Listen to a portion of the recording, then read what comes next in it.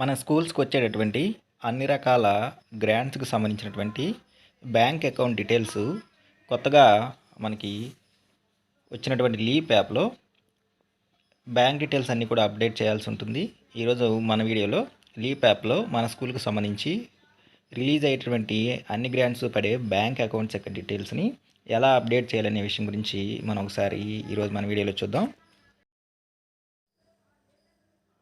ఈ bank details update చేయడం కోసము ముందుగా లీప్ యాప్ని డౌన్లోడ్ చేసుకుని లేటెస్ట్ వెర్షన్ని అప్డేట్ చేసుకున్న తర్వాత హోమ్ స్క్రీన్ మనకి ఇలా కనబడుతుంది. ఇక్కడ యూజర్ నేమ్ వచ్చేసరికి మామూలుగా అయితే మనం లీప్ యాప్లో లాగిన్ అవటం కోసము ప్రతి టీచర్ కూడా వారి యొక్క అటెండెన్స్ యాప్కి ఇంత ముందు పెట్టుకున్నటువంటి యూజర్ నేమ్, వారి యొక్క ట్రెజరీ కోడ్, దానికి ఉన్నటువంటి పాస్వర్డ్ ఎంటర్ చేసి లాగిన్ అవుతాము. కానీ ఇప్పుడు మనం అప్డేట్ చేసేది మన యొక్క స్కూల్ డీటెయిల్స్, అంటే స్కూల్కి రాబోయే గ్రాంట్స్కి సంబంధించి బ్యాంక్ డీటెయిల్స్ అప్డేట్ చేయబోతున్నాం. కాబట్టి ఇక్కడ యూజర్ నేమ్ అంటే కన్సర్న్ స్కూల్ యొక్క డైస్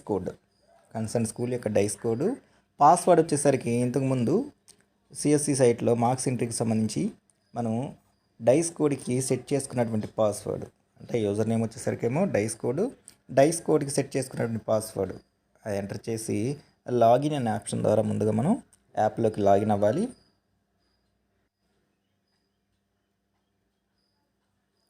లాగిన్ అయిన తర్వాత హోమ్ స్క్రీన్ ఇలా కనబడుతుంది.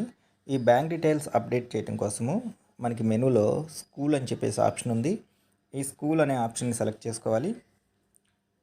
సెలెక్ట్ చేసుకున్న తర్వాత ఫోర్త్ ఆప్షన్ అయినటువంటి స్కూల్ అడ్మినిస్ట్రేషన్ సర్వీసెస్ అని చెప్పేసి ఆప్షన్ ఉంది. దీన్ని సెలెక్ట్ చేసుకోవాలి. సెలెక్ట్ చేసుకుంటే ఇక్కడ చివరిలో బ్యాంక్ డీటెయిల్స్ అని చెప్పేసి ఒక ఆప్షన్ ఉంది. ఈ బ్యాంక్ డీటెయిల్స్లోనే మన స్కూల్కి సంబంధించి అన్ని స్కీమ్స్, అంటే అన్ని గ్రాంట్స్కి సంబంధించి బ్యాంక్ అకౌంట్ డీటెయిల్స్ని ఇక్కడ మనం అప్డేట్ చేయాల్సి ఉంటుంది. ఈ బ్యాంక్ డీటెయిల్స్ దీన్ని సెలెక్ట్ చేసుకుంటే ఇప్పటి వరకు మనం బ్యాంక్ డీటెయిల్స్ ఏమీ యాడ్ చేయలేదు కాబట్టి స్టార్టింగ్లో మనం ఓపెన్ చేయగానే నో డేటా ఫౌండ్ అని చెప్పేసి వస్తుంది. ఇప్పుడు మనం యాడ్ చేయడం కోసము ఇక్కడ రైట్ హ్యాండ్ సైడ్ టాప్ కార్నర్లో గ్రీన్లో యాడ్ అని చెప్పేసి ఆప్షన్ ఉంది. దాని మీద ప్రెస్ చేయగానే అకౌంట్ టైప్, అంటే ఇక్కడ గవర్నమెంట్ స్కీమ్స్ సంబంధించి అన్నీ కూడా డిస్ప్లే అవుతూ ఉంటాయన్నమాట.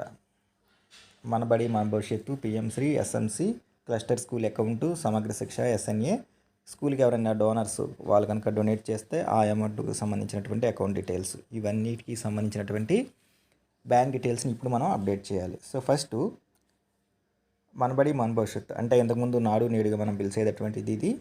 ఈ ఎంబీ మన బడి మన భవిష్యత్తు దీన్ని సెలెక్ట్ చేసుకోవాలి. సెలెక్ట్ చేసుకున్న తర్వాత అకౌంట్ హోల్డర్ నేమ్, ఆ పాస్బుక్లో ఉన్నటువంటి అకౌంట్ హోల్డర్ నేము ఇక్కడ టైప్ చేయాలి. తర్వాత ఐఎఫ్ఎస్సి కోడ్ వచ్చేసరికి కన్సర్న్ పాస్బుక్లో ఫస్ట్ పేజీలో ఐఎఫ్ఎస్సి కోడ్ ఉంటుంది. దాన్ని ఎంటర్ చేసి ఇక్కడ ఉన్నటువంటి సెర్చ్ ఈ బటన్ని ప్రెస్ చేస్తే మనకు ఆటోమేటిక్గా బ్యాంక్ పేరు, బ్రాంచ్ నేము రెండు డిస్ప్లే అవుతాయి. ఇక్కడ ఐఎఫ్ఎస్సి కోడ్ ఎంటర్ చేసి సెర్చ్ బటన్ నొక్కగానే మనకి బ్యాంక్ నేము, బ్రాంచ్ నేము, అడ్రస్ కూడా వస్తాయి అన్నమాట. ఆ తర్వాత మాత్రమే మనం కన్సర్న్డ్ మన బడి మన భవిష్యత్తుకు సంబంధించి ఆ పాస్బుక్లో ఉన్నటువంటి అకౌంట్ నెంబర్ని ఇక్కడ ఎంటర్ చేస్తాము. ఆ తర్వాత మళ్ళీ సేమ్ అదే అకౌంట్ నెంబర్ని కన్ఫర్మ్ చేయడం కోసం అనమాట ఇంకొకసారి రెండోసారి ఎంటర్ చేయాల్సి ఉంటుంది.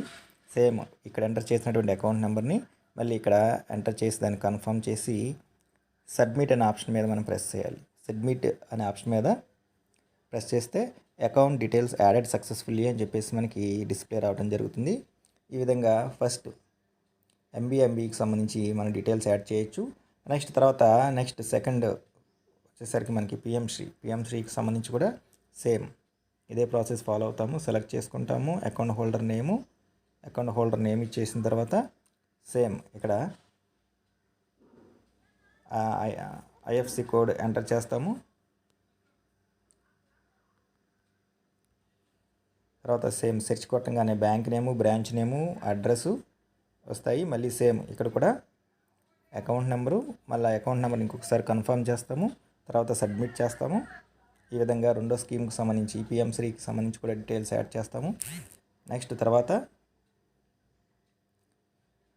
ఎస్ఎంసి మెంబర్స్కి సంబంధించిన ఈ సేమ్ ఇక్కడ కూడా అకౌంట్ హోల్డర్ నేమ్ ఎంటర్ చేస్తాము. సేమ్ ఇక్కడ కూడా ఐఎఫ్ఎస్సి కోడ్ ఐఎఫ్సి కోడ్ ఇస్తాము. కోడ్ ఇచ్చి సేమ్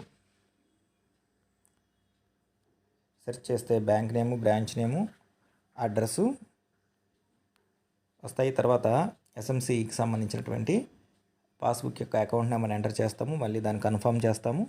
కన్ఫర్మ్ చేసి కింద ఉన్నటువంటి సబ్మిట్ అనే ఆప్షన్ మీద ప్రెస్ చేస్తే ఎస్ఎంసికి సంబంధించినటువంటి బ్యాంక్ డీటెయిల్స్ కూడా అప్డేట్ అవుతాయి. ఈ విధంగా సేమ్ రిమైనింగ్ అన్నీ కూడా ఏదైతే ప్రాసెస్ మనం పైన ఎంబీ మనబడి మన భవిష్యత్తుకి, పిఎంశ్రీకి, ఎస్ఎంసికి యాడ్ చేసాము. సేమ్ క్లస్టర్ స్కూల్ అకౌంట్కి, సమగ్ర ఎస్ఎన్ఏకి, నెక్స్ట్ డోనార్కి సంబంధించి కూడా ఆ డీటెయిల్స్ని same account holder name, IFSC code ఇచ్చేసి బ్యాంక్ పేరు, డిస్ప్లే ఇవన్నీ అయిన తర్వాత కింద అకౌంట్ నెంబరు ఎంటర్ చేసి మళ్ళీ కన్ఫర్మ్ చేసి సబ్మిట్ అనే ఆప్షన్ ద్వారా మనం సబ్మిట్ చేయాలి. సబ్మిట్ చేసేసి మళ్ళీ బ్యాక్ వచ్చి ఒకసారి ఇక్కడ బ్యాంక్ డీటెయిల్స్ దీని మీద ప్రెస్ చేస్తే ఇప్పుడు మనం యాడ్ చేసినటువంటి డీటెయిల్స్ అన్నీ కూడా మనబడి, మన భవిష్యత్తు, నెక్స్ట్ పిఎంశ్రీ, అట్లాగా ఎస్ఎంసి వీటికి సంబంధించి మనం యాడ్ చేసినటువంటి మన స్కూల్కి రిలీజ్ అయ్యే గ్రాంట్స్ పడే అకౌంట్ డీటెయిల్స్ అన్నీ కూడా 1 by 1 అన్నీ కూడా మనకి డిస్ప్లే అవుతాయి అన్నమాట. సో ఈ విధంగా మన స్కూల్కి రావాల్సినటువంటి గ్రాంట్స్కి సంబంధించి బ్యాంక్ అకౌంట్స్ అన్నీ కూడా మనం కొత్తగా వచ్చినటువంటి లీప్ యాప్లో ఈ విధంగా అప్డేట్ చేయాలి.